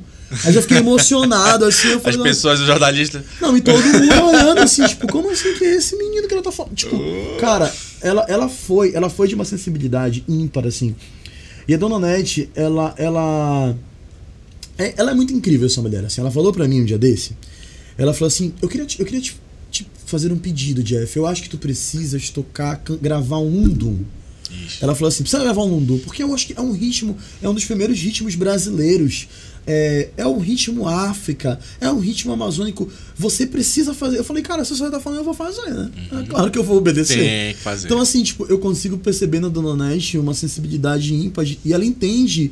Ela fala assim, nós que somos pessoas pretas, tipo assim, ela consegue entender, ela é uma escola. Tal qual é a Zélia, sabe? Sim. E ela consegue entender que ela precisa... Ela fez o chão pra gente... Porque se hoje eu posso cantar nos lugares, de fazer o que eu faço, ocupar os lugares que eu ocupo, é porque teve muita gente que fez antes de mim. A Dona Nete foi mais uma dessas pessoas. Bacana. Que vem antes de mim fazendo muito trabalho para que eu possa hoje ser protagonista na frente da televisão. E foi isso, o Rock in Rio foi incrível, cara. Você falando assim, foi incrível. Tu considera o Rock in Rio, essa apresentação do Rock in Rio, o teu batismo na televisão, assim? Porque depois disso, cara, não vejo outra pessoa para apresentar esses programas no setor, porque tu tens uma certa expertise, eu não sei qual é essa palavra. Eu acho que ginga, é uma palavra nossa, né? Sim. Bem nossa, mas seria... Tu tens um entrosamento, mas... talvez com a equipe já ali, com a galera de fazer a coisa acontecer de uma maneira tão bacana que eu não vejo outra pessoa. Desculpa, na verdade tu e a Naemi também, sabe? Sim. Vocês dois têm uma química muito bacana como apresentadores do programa e que, cara, deixaram marca. Parabéns aí para quem escolheu esse cast, porque o produtor que teve sensibilidade, ou a produtora, não sei quem é da Liberal, você pode agora também fazer menções. Elton Magalhães, maravilhoso. Elton Magalhães aí, obrigado por ter escolhido essa figuraça aqui, que é o Jeff Moraes. Por quê? Porque, cara, casou perfeitamente com o nosso momento também de discurso, né, de afirmação desse processo, e uma mudança também dentro da própria comunicação que está acontecendo também. E é interessante que tu dá uma resposta simbólica sem precisar ter essa voz mais enfática, né? Pelo simples fato de estar na tela, isso já é uma resposta. Uma resposta contra o racismo, já é uma resposta contra a indiferença e a invisibilidade, né, da pessoa negra. Mano, só tenho que agradecer. Porque assim como a Dona Nete falou de ti, tu também tá falando para outros jovens, outras jovens negras e negros que estão aí tentando subir, tentando criar sua carreira, né, cara? Então também tu acabou se tornando também mais um degrau dessa ponte para chegar até esse lugar. Cara, e falando um pouco também dessa parte técnica, teórica dos assuntos, eu queria saber se tu pode dar algumas dicas, então, dentro da atuação, do cantar, para esses nosso público que está assistindo aí, os jovens e jovens que estão começando a carreira e querem melhorar também sua impostação vocal, que querem ter também essa entrada no mundo do teatro, que também querem ser multimídia, né? Nem você. Diga lá, professor. Eu acho que a primeira dica que eu posso dar é você entender, tu compreenderes quem tu és mesmo, sabe? Eu acho assim que a gente precisa a gente precisa entender quem nós somos dentro do... Tipo, eu quero ser artista, mas o que eu quero cantar e para quem eu quero cantar? Eu acho que aquelas velhas perguntas, sabe? De para quem e o que eu quero fazer. Porque quando tu entendes assim o que tu quer fazer, cara, as coisas começam a ficar mais fáceis, sabe? Eu quero só cantar, mas o que eu vou cantar? Eu vou cantar uma música, eu vou cantar um estilo musical X. Então, beleza. Então, agora eu vou buscar as referências. Eu acho que buscar referência é o princípio básico de tudo, sabe? Eu acho que se não fossem as minhas referências... E eu gosto sempre de falar, assim, cara, que, tipo, o Mestre Negro Raio de Coraci, do Espaço Coisas de Negro, foi uma grande referência pra mim. Mateus Aleluia, do Cinco Anos, foram grandes referências. Jorge Ben, Gilberto Gil, Dona Onete... aqui na cidade, Gigi Furtado, a própria Naiem, que eu conheço há muitos anos. Eu fui buscar várias pessoas que de alguma forma poderiam me ajudar, que eu gostava, sabe? Que, o que é referência? O que tu gosta? O que tu gosta de ouvir? Esse artista tu gosta de ouvir? Então ouve esse artista, consome esse artista. Pode crer. E aí, e se te fez bem, se teu coração bateu mais forte ouvindo aquele som, então, mano, já tem uma referência, já tem ali alguma coisa que faz parte de ti também. E eu acho que o segundo é buscar mesmo estudar, né? Eu acho que estudar, que eu digo, tecnicamente falando, buscar um profissional de canto, sabe, cara? Buscar um profissional, um fono, se possível. Às vezes está muito longe da nossa realidade. Eu sei que às vezes é difícil, mas eu, quando comecei a fazer canto, eu fiz no Curro Velho e eu era estudante de escola pública, eu não paguei nenhum real, sabe? Eu acho quem não conhece, só posso falar para os nossos ouvintes, daí, que tem gente que não é só de Belém, nós temos uma audiência que é brasileira, então a gente está falando de uma instituição social chamada Curro Velho, que é parte agora do governo do estado, que faz cursos de formação, de iniciação musical, teatral, artes visuais. É uma série de possibilidades que serve exatamente, e é num lugar, numa localização em Belém, que é a Vila da Barca ali, próximo de uma situação sócio-vulnerável. Então ela tem um trabalho social absurdo com o pessoal que mora ali. Já foi, em algum momento lá atrás, sucateada, a gente sabe disso, que passou por alguns perrengues, mas está ali, firme e forte, graças às pessoas que ela formou. E tu és um desses caras, né, que defende muito o Curro Velho, com certeza, porque foi cria do Curro Velho. Todo mundo que sai de lá se diz isso. Foi cria do Curro Velho. As pessoas que saem de lá são muito orgulhosas disso, porque falam muito bem desse lugar que é acolhedor. Hoje nós temos outros projetos sociais bem localizados, né? O Território de Paz é um, né? Sim, os IPAs. Os IPAs, eu acho que é muito importante, cara, tu começar a te conectar com esses lugares, porque eu acho que aí tu já vais começar a ter técnica mesmo, sabe? E o mais importante, eu acho que é entender que é um processo árduo, sabe? Fazer arte na Amazônia é um processo muito árduo, mas a gente precisa se consumir mais. Porque se a gente se consome mais, a gente gera mercado pra gente mesmo, sabe? Eu acho que se entender como uma empresa, se entender como um empreendedor, eu acho que isso é importante pra gente. Eu acho que às vezes a gente, quando tá fazendo arte, a gente não consegue se ver como um empreendedor, sabe, da parada. A gente não consegue entender que, meu irmão, hoje eu sou aqui a pessoa jurídica, aqui a pessoa física. Então, quando eu vou para um barzinho tomar uma cerveja, ali é a pessoa física. Às vezes estou fazendo network, aí ok, a pessoa jurídica, então eu não posso beber tanto cerveja, não posso ficar bêbado no lugar que eu tô fazendo network. Eu sou muito caxias com essas coisas. Pode crer. Hoje eu vou fazer um show. Se eu vou fazer um show, cara, eu não vou beber, eu não vou tomar cerveja gelada, eu não vou fazer nada disso, porque eu preciso entregar pro público a minha voz, e a minha voz é muito importante. Porra, e dá mais, né? Que voz, né? Obrigado. Dá mais pra que voz. O Leandro tava falando... Leandro, tu tava comentando isso comigo agora, não foi? Sobre, porra, chegar chapado no gig, né? Se não chegar chapado no gig... Não dá, né? Não dá. E eu acho assim que a gente precisa entender que todo show é importante. Seja pra 3, 20... 30 mil pessoas ou 5 pessoas, cara, todo show é importante. Se tem 2 pessoas que se conectaram contigo, eu vou tocar num bar, ninguém tá ligando pra mim, mano, se 2 pessoas te olharem em algum momento, se você conseguiu fazer essa troca com essas 2 pessoas, respeite essas pessoas, esse público se respeite. Porque eu acho que é importantíssimo fazer isso, sabe? Eu criei um projeto no ano passado chamado Amazônia Sonora.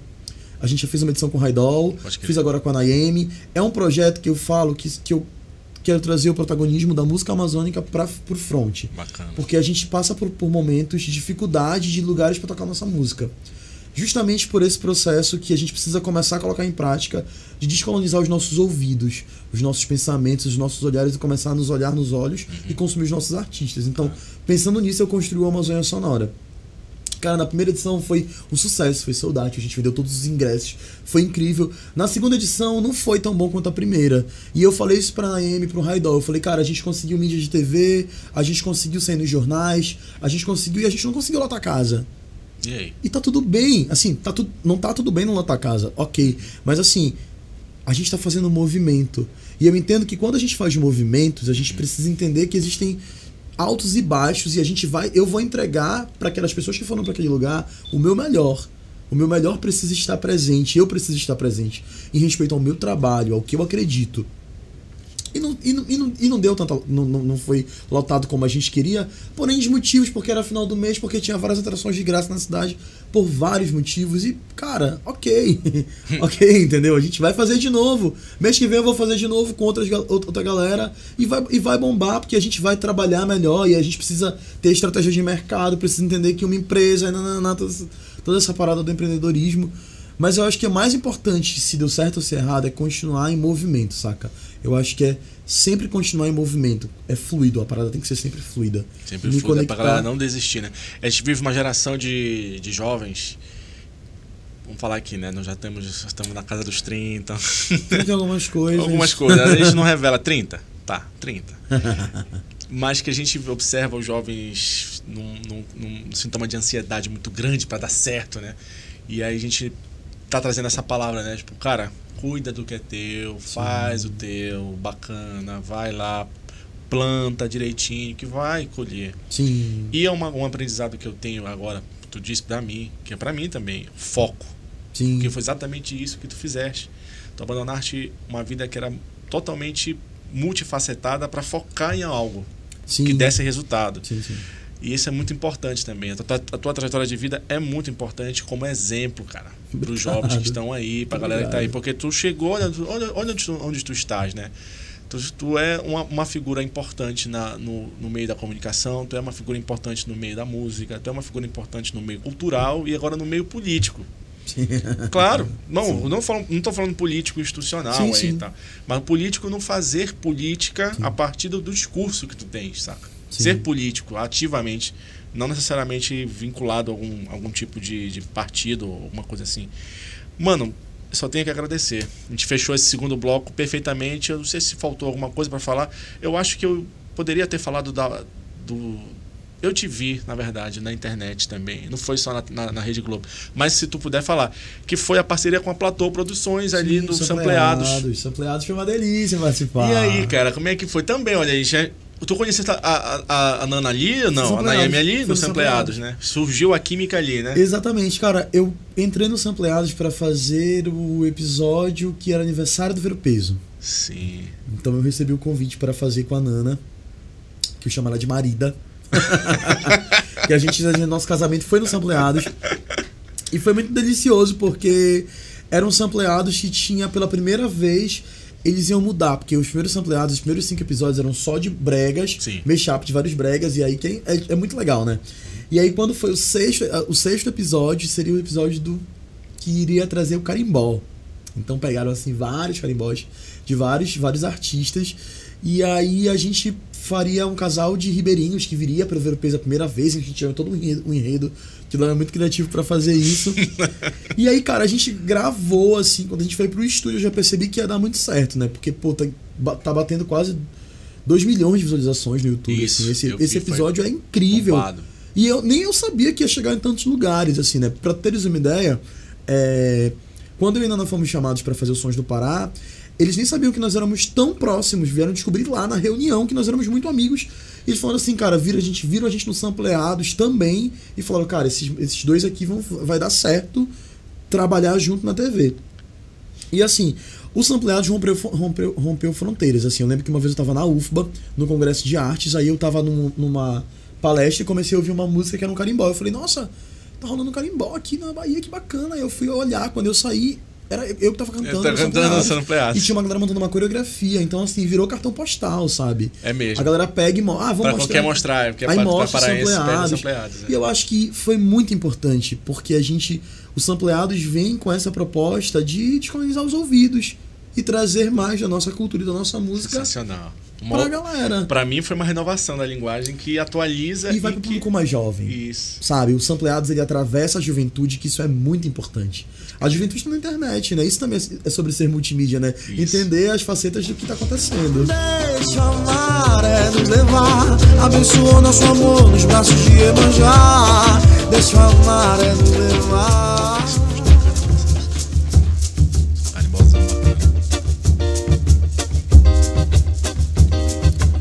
Odoiá maré cheia, odoiá beira-mar, odoiá maré cheia, odoiá beira-mar. Senti o salgado das ondas, cantei pra rainha do mar, coberta de pérolas e contas na praia de Maiandeua. Senti o salgado das ondas, cantei pra rainha do mar, coberta de pérolas e contas na praia de Maiandeua. Sereia, sereia, princesa, sereia, rainha do mar. Quando a lua no céu incendeia, o tambor começa a tocar. Quando a lua no céu incendeia, o tambor começa a tocar. Gira a saia pretinha, quebra as ondas e rompe o luar. Dança pra lá na moradeira, te veste com as ondas do mar. Gira a saia pretinha, quebra as ondas e rompe o luar. Dança pra lá na moradeira, te veste com as ondas do mar. Sereia, sereia, sereia, rainha do mar. Quando a lua no céu incendeia, o tambor começa a tocar. Quando a lua no céu incendeia, o tambor começa a tocar. Odoiá maré cheia, odoiá beira-mar, odoiá maré cheia, odoiá beira-mar. Senti o salgado das ondas, cantei pra rainha do mar, coberta de pérolas e contas na praia de Maiandeua. Senti o salgado das ondas, cantei pra rainha do mar, coberta de pérolas e contas na praia de Maiandeua. Sereia, sereia, princesa, sereia, rainha do mar. Quando a lua no céu incendeia, o tambor começa a tocar. Quando a lua no céu incendeia, o tambor começa a tocar. Sereia, sereia, princesa, sereia, rainha do mar. Quando a lua no céu incendeia, o tambor começa a tocar. Quando a lua no céu incendeia, o tambor começa a tocar. Quando a lua no céu incendeia, o tambor começa a tocar. Quando a lua no céu incendeia, o tambor começa a tocar. É isso aí, Jeff Moraes aqui. Mais um bloco do podcast, o Pod Toca, para você aqui de Belém do Pará. Estamos falando aqui da carreira, do processo artístico e dos novos projetos de Jeff Moraes. Vamos encerrar então a nossa entrevista agora com o nosso último bloco. Jeff já está na pilha aqui para sair, para fazer um show hoje. E deixa eu fazer uma pergunta logo. E aí, Jeff, qual é os teus projetos para o futuro?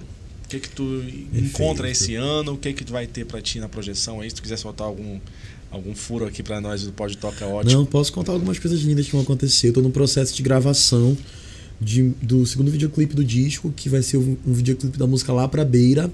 Então, vem um clipe lindão aí, com uma galera muito massa, que tá somando comigo, que tá colando comigo. Eu tô muito feliz. Inclusive, a gente tá nesse processo de pré-produção do clipe. Tô organizando uma turnê com disco pelo estado. Porra, legal. Então eu acho que a gente vai fazer uma turnê. Acho não. Temos já 3 shows fechados pra turnê. É um total de 7 shows por cidades aqui do estado do Pará, né? Então a gente vai estar dia 2 de fevereiro fazendo show em Altamira, no Fecante. Dia 14 de julho é o segundo show que tá fechado, que vai ser no Marajó, no Festival de Música Marajoara. E a gente tá correndo atrás de fechar mais shows da turnê. Vai ter um show também aqui em Belém, meados de julho. Acredito que na Feira do Açaí a gente tá trabalhando a produção e tá correndo atrás de tudo. Mas é isso, vamos fazer uma turnê com disco. Eu acho que é muito importante a gente levar essa música que foi feita com muito trabalho, levar pra galera de todo o estado do Pará, se conectar mais, né? Fazer nosso trampo, fazer nosso trabalhinho de formiguinha. Tô apresentando um programa chamado Papo de Raiz no YouTube. É um programa muito massa que fala sobre o poder transformador da arte pelo estado inteiro. A gente lançou agora uma edição de Marabá. Vai lançar de Parauapebas, Curianópolis, enfim, tem vários. Estamos na segunda temporada do programa já, que é muito massa. E também tô produzindo música, né? Tô começando a escrever o segundo disco. Tô lá na Budocaus. Um abraço pro Marcel, que é meu produtor musical. Marcel foi um cara que... Marcel Barreto foi um cara que acreditou nesse potencial do Tambor Beat. Quando eu mostrei a primeira música, que foi Coisa de Pele, pra ele se apaixonou e mergulhou de cabeça nesse projeto. Então o Marcel é um cara de talento ímpar. Ele, a guitarrinha dele que faz milagre ali, faz acontecer. Aquele som, a gente sabe que é de longe. Marcel é um cara que tá aí junto com a Budocaus, produzindo vários artistas e fomentando a cena musical do Pará. Eu acho que, anotem o que eu tô falando, grandes nomes vão sair, já estão saindo e vão estourar. Boto muita fé em vários nomes que vão passar aqui pelo Pode Tocar, né? Vão vir. Eu sei que pode, eu quero falar Pode Tocar, né? Mas pode falar também, então bom. O Pode Tocar vai trazer vários artistas da Budocaus, eu tô muito feliz com isso. Então um grande abraço pro Marcel. E é isso, mano. Acho que o que tem planejado para os próximos 5 meses é começo da turnê, lançamento de disco e muito show. Mês que vem tem a Amazônia Sonora de novo. A gente vai continuar fazendo esse evento, porque é muito importante a gente fomentar e, como eu digo, descolonizar os nossos ouvidos e nossos pensamentos. Isso aí, cara, bacana. E o futuro da música paraense pra ti, cara? O que tu acha que vai vir aí? Tu já falaste do Budocaus, é isso? Mas dos artistas novos, assim, daqueles que estão, talvez, surgindo no horizonte, que tu tá percebendo, tu faz esse trabalho também de ficar no bizu, de ficar observando, até de fazer uma curadoria, não sei se para alguém ou pessoal, porque tu também produz um festival com a Amazônia Sonora, né? O Amazônia Sonora, ele tem também essa busca por novos artistas, ele também arregimenta essa galera? Na verdade, cara, o Amazônia Sonora, ele começou, né? Fiz 2 edições, ainda tá bem pequeno, tá crescendo, mas eu acho que existe um futuro muito bonito para a Amazônia Sonora, tenho certeza. E, cara, o meu primeiro trabalho é me conectar com outros artistas do Pará. Sim. Que fujam, mas que não fique só centralizado em Belém, assim. Acho que isso porque a gente fala tanto do Sudeste e aí chega aqui a gente centraliza na capital. Então, cara, eu acho que tá na hora da gente ouvir os outros artistas que existem Pará dentro, saca? Então, assim, eu me conectei com uma galera de Marabá, como é o Aquino, como é a Larissa, como é outros artistas incríveis de lá. Em Parauapebas agora conheci outros artistas. Em Alter do Chão, a galera do Alto Puxirum, Priscila Castro, dentre outros nomes, como é a Arte de Bicha também, que tem um trabalho, que é o Ravi, que é um trabalho incrível. A diretora ficou... Mas é incrível o trabalho dele, sabe? Como tem a Elô de Bragança, o Marco Salgado também. Eu acho que o meu trabalho agora é conhecer mais artistas pelo Pará. E nessa turnê que eu quero fazer, eu quero sempre me conectar com esses artistas, que a gente possa cantar junto, que a gente possa compor, e que a gente possa se consumir, né? Porque descolonizar os ouvidos não é convidar todo mundo para ouvir só a música que tem em Belém do Pará, não. É para conhecer a música que tem na Amazônia. Inclusive, me conectei com uma galera de Manaus, como é a Karen, com a galera de São Luís também, que fez parte da Amazônia Legal, né? E a gente se conectou também. Sim. Enfim, eu acho que é isso, cara. Eu tô fazendo esse meu trabalho de conhecer mais artistas que estão começando agora aqui na cidade e que também já tem carreiras, porque, por exemplo, o Aquino, porque eu conheci ele como Diego, eu fico chamando de Diego Aquino, mas viu Aquino? É Aquino. O Aquino tem um trabalho incrível, tá? Há mais de 10 anos fazendo esse trabalho, tal qual eu estou, com uma história sensacional. Ele vem de Marabá e o cara, eu sou muito fã do trabalho do Aquino. Ele tem uma identidade visual incrível, muito única, uma identidade musical foda. E tá aqui, sabe? Tá há 10 anos fazendo um trampo, demorou 10 anos pra lançar o seu disco, tal qual eu demorei. Sim. A gente entende os nossos percalços, mas tá no mundo. Então precisamos nos consumir, assim, acho que é isso. Mesmo, cara. Poxa, cara, só que tenho a agradecer pela tua presença, participação, paciência. Tá? Sei que o telefone tá nervoso aí, tá tocando que só. Mas, Jeff, vamos botar mais um toque aqui. Mais um, agora esse aqui, por ter vindo, cara. Tamo junto, mano. Muito obrigado. Legal. E que próximo lançamento, vem aqui com a gente. Vamos falar sobre isso. Esses lançamentos sempre vão ser receptíveis aqui no Pod que Toca, porque o nosso projeto é esse, cara. Ele tem a ver com isso. A gente poder dar essa nova cara para a música paraense, talvez mais um teu currículo, participaste do Pod Toca, coloca lá no release. Com certeza. Cara, na verdade, eu acho que esses espaços aqui são espaços muito importantes para difundir a nossa musicalidade. É disso que a gente tá falando, sabe? Eu acho que a gente precisa de espaços. Quem dera a gente tivesse mais 300 espaços como esse aqui, sabe? Porque eu acho que esses são lugares onde a gente se fortalece, a gente fala da gente mesmo, e a gente fala da gente mesmo pro mundo, porque a gente tá nas redes sociais, a gente tá no mundo inteiro. Então que bacana, muito obrigado pelo convite, eu topei de cara porque eu admirei muito o trabalho que vocês estão fazendo. Legal. E que bom ser o número 13 desse podcast, que não é só podcast, também tá no vídeo, né? Tá no vídeo, Então é isso, muito obrigado pelo convite. Valeu, gente. Pessoal, muito obrigado também pela parceria, pela presença. Você que está aí em casa agora, se puder, ative as notificações, dê o like no vídeo. É aquele papo de todo, né? A gente fala de YouTube, é isso. Curte, compartilha, comenta, exatamente. E a gente tem uma campanha de financiamento coletivo, que é o Pix do Pod Toca, porque nada disso que está aqui é de graça, né, gente? Então a gente também tem nosso trampo, é um trabalho que é feito e que é oneroso. Então, por favor, se você puder colabore com o canal, doando qualquer valor para o Pix podtoca@gmail.com. Já está o QR Code do lado do nosso vídeo. Se você puder, coloque no celular e faça a sua doação. Valeu, gente. Jeff, vamos tocar a última para ir embora? Vamos lá, então. Deixa eu ver o que a gente tem aqui reservado. Para terminar, como foi muito bom, vamos deixar no repeat. Poxa, esse papo tem que ficar no repeat mesmo. É isso aí.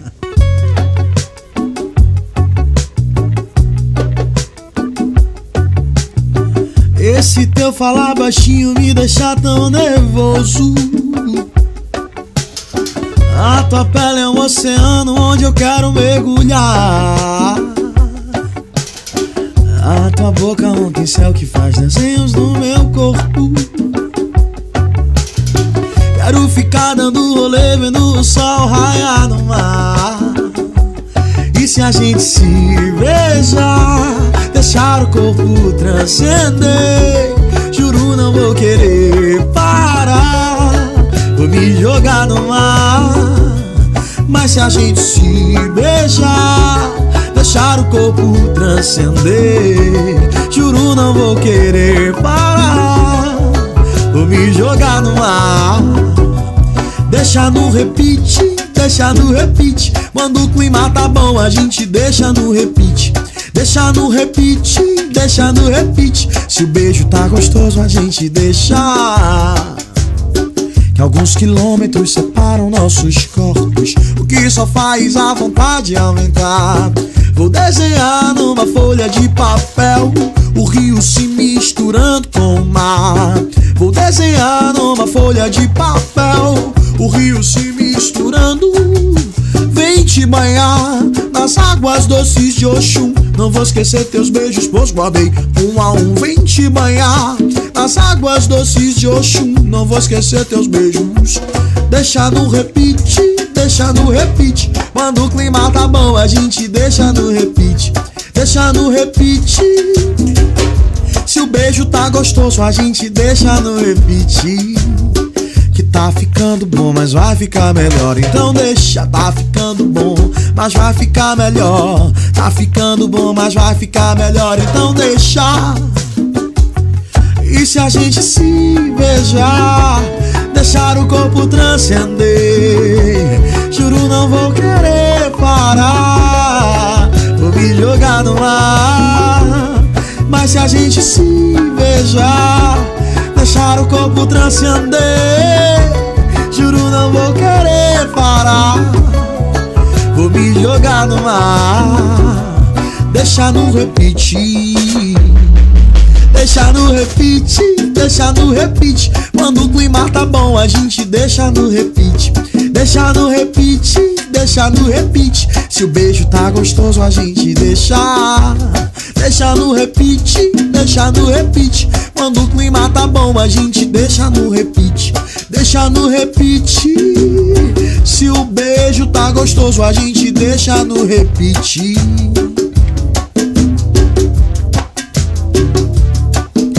Deixa no repeat, sim. Deixa no repeat. É isso aí, valeu. Valeu. Jeff, muito obrigado. Vamos sair correndo agora pro show. Vamos correr. Deixa a maré nos levar, abençoa nosso amor nos braços de Iemanjá. Deixa a maré nos levar.